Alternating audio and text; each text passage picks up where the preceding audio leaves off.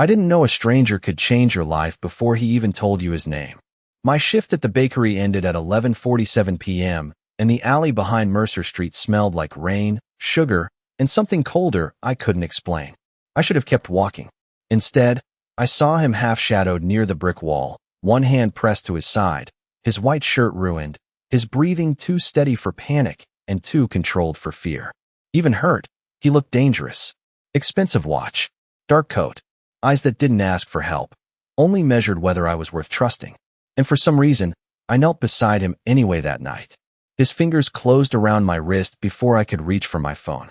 Not hard, just certain. "No police," he said, his voice low and rough, like it had been dragged over broken glass. Rainwater slid from his dark hair onto the collar of my coat while I stared at the blood on my napkins, the red already turning brown under the alley light. "You should be in a hospital," I whispered. His eyes lifted to mine, cold and sharp even through the pain. Hospitals ask questions. Footsteps echoed somewhere beyond the mouth of the alley, and for one strange second, choosing him over common sense felt less like fear and more like fate. I got him through the back stairwell of my building with one arm around his waist, and every bad decision I had ever made ringing in my ears. My apartment on the third floor looked smaller than ever under the weak kitchen light. All chipped counters, thrift store chairs, and the smell of cinnamon that clung to my clothes after late shifts. He noticed everything. Men like him always did. I found my old first aid kit under the sink and turned back to him. But he was already watching me like he had stepped into enemy territory instead of a one-bedroom walk-up. "Claire Bennett," he said softly. I had never told him my name. The room went still around me. Rain tapped softly against the fire escape outside, and the old radiator hissed like it knew a secret before I did. He sat at my tiny kitchen table with his coat folded beside him, his white shirt stark against the shadows. While I cleaned the cut with shaking hands I tried to hide. "How do you know my name?" I asked. A faint smile touched his mouth, but it did not reach his eyes. "You live alone. Third floor. Work nights. Carry pepper spray in your right pocket." My breath caught. Then he looked at the bandage in my hand and said, almost gently, "Finish helping me, Claire."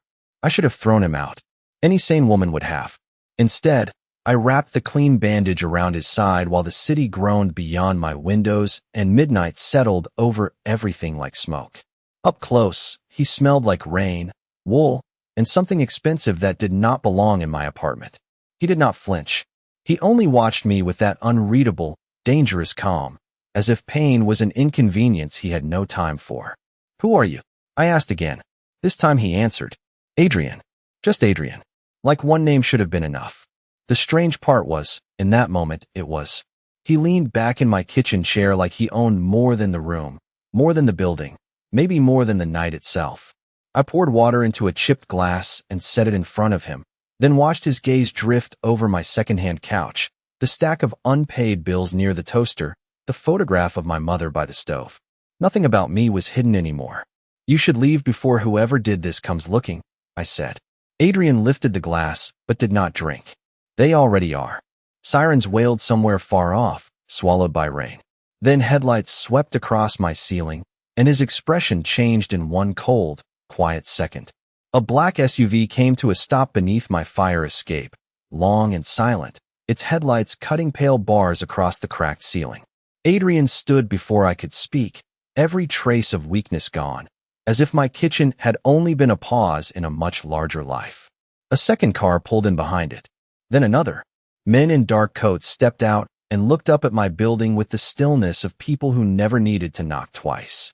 I turned to him, my pulse pounding so hard it blurred my thoughts. "Who are you really?" Adrian reached for his coat and said, "Someone they do not keep waiting." He slipped into his coat with the ease of a man returning to his real skin, all sharp lines and quiet authority, and suddenly my apartment felt too small to hold him. A knock came at my door, not loud, not urgent, just confident. Adrian looked at me once, and that single glance carried more control than panic ever could. "Do not open it unless I tell you to," he said. I should have argued. Instead, I stood frozen beside my kitchen counter while he crossed the room like he had done this 1,000 times before. When the second knock came, someone outside said softly, "Mr. Moretti, the city is waiting." My door opened, and the hallway filled with men who carried themselves like the law had learned to step aside for them. No one looked surprised to find Adrian in my kitchen. No one asked who I was. One of them handed him a phone. Another draped a dark coat over his shoulders, and the room I had paid rent on for 6 years suddenly felt like borrowed space. Adrian listened for 3 seconds, said 2 quiet words, then ended the call. When he turned back to me, the city was already in his eyes. "Get some sleep, Claire," he said. "By morning, your life will not look the same." In this dark romance, a tired baker makes one reckless choice on a rain-soaked night when she helps an injured stranger in a narrow city alley. Hours later, she learns the man she saved is a feared mafia boss whose power reaches far beyond her block, her building, and every fragile routine she thought kept her safe. What begins as mercy turns into dark romance as the ordinary woman discovers he already knows her name, her habits, and the life she has fought to protect. Inside her tiny apartment, tension rises, secrets sharpen, and dark romance takes shape through whispered warnings, black SUVs, and men who answer to his silence. As dawn nears, the baker realizes the mafia boss is not simply dangerous. He is the kind of man who can change her future with a single decision. This dark romance promises obsession, protection, fate, and a final dark romance hook. Character 1. A white American woman, age 24, bakery worker style, soft natural makeup, simple dark coat over work clothes, front-facing portrait, calm but resilient expression, realistic skin texture, cinematic lighting, no jewelry focus, no cartoon, no CGI, no illustration. Character 2. A white American. Man, age 32, front-facing portrait, sharp jawline, intense light blue eyes, dark neatly styled hair, tailored black coat over white dress shirt, powerful mafia boss presence, realistic skin texture, cinematic lighting, no cartoon, no CGI, no illustration. For a tense cinematic dawn scene outside an aging apartment building after heavy rain, both Character 1 and Character 2 present in the foreground with a dangerous third-party presence in the background. Realistic American city block, wet concrete steps, metal railings, puddles reflecting streetlights. Character 1 is a white American woman aged 24 in a dark coat over simple clothes, frightened but steady, standing near the entrance with a conflicted expression that mixes fear and trust. Character 2 is a white American man aged 32 in a tailored black coat and white dress shirt, sharp jawline, intense light blue eyes, standing slightly ahead of her with quiet protective authority, posture calm and absolute.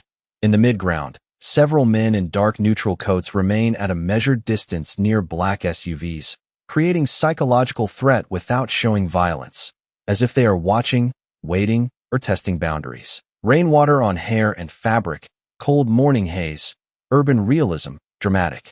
Cinematic lighting, emotional contrast between vulnerability and power, body language charged with unspoken stakes, dark romance mood, high-end film still quality, realistic skin texture, no weapons emphasis, no gore, no poster design, no text overlay, no illustration, no CGI, no cartoon, 1-2.